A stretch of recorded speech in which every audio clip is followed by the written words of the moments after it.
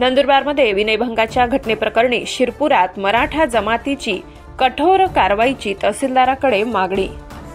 4 September 2024 रोजी दुपारी 1 वाजेच्या सुमारास नंदुरबारच्या नामांकित विद्यालयातील अल्पवयीन विद्यार्थिनीसोबत घडलेल्या धक्कादायक घटनेप्रकरणी शिरपूर शहरातील हिंदुत्ववादी संघटनांनी निषेध व्यक्त करून नायब तहसीलदार अधिकार पेंढारकर यांना निवेदन देण्यात आले।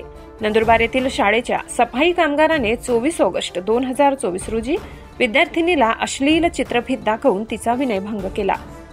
नंदुरबार शहरातील नामांकित प्राथमिक विद्यालयातील एक अल्पवयीन विद्यार्थिनी शाळेत शिक्षण घेत होती। या शाळेतील राजू मुंशी या सफाई कामगाराने विद्यार्थिनीला मोबाईलच्या नेटवर्क चालू करण्याच्या बहाण्याने अश्लील व्हिडिओ दाखवला। या धक्कादायक वर्तनामुळे विद्यार्थिनीवर मानसिक ताण निर्माण झाला।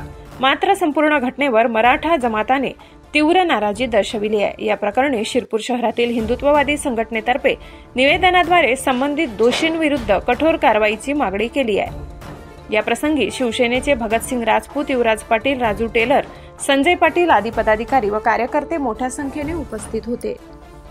या वतीने आम्ही तहसील ऑफिसमध्ये आलेलो आहेत आणि आम्ही आरोपीला नराधमाला फाशीची शिक्षा व्हावी अशी मागणी करण्यासाठी आम्ही इथं आलेलो आहेत।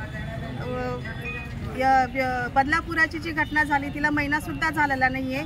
नंदुरबारमध्ये असा 11 वर्षाच्या चिमुकलीवर विनयभंग झालेला आहे।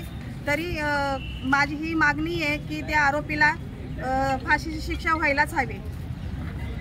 येथे तहसीलदार कार्यालय येथे नंदुरबार येथे एका 11 वर्षाच्या चिमुकलीसोबत जो विनयभंग करण्यात आला तिथल्या एका शाळेत बदलापूरची घटना होऊन फक्त महिनाही होत नाही, तशी एक वारंवार घटना परत महाराष्ट्रात होत आहे। त्याच्याविरुद्ध सकल मराठा समाजाने आज इथं निवेदन दिलंय आणि त्या आरोपीच्या विरोधात लवकरात लवकर जलदगती कोर्टात कारवाई करून त्याला तातडीने फाशीची शिक्षा व्हावी असं निवेदन आज इथं मराठा समाजाने दिलंय आणि त्याला शिवसेना शिरपूर तालुक्याने जाहीर पाठिंबा दिला।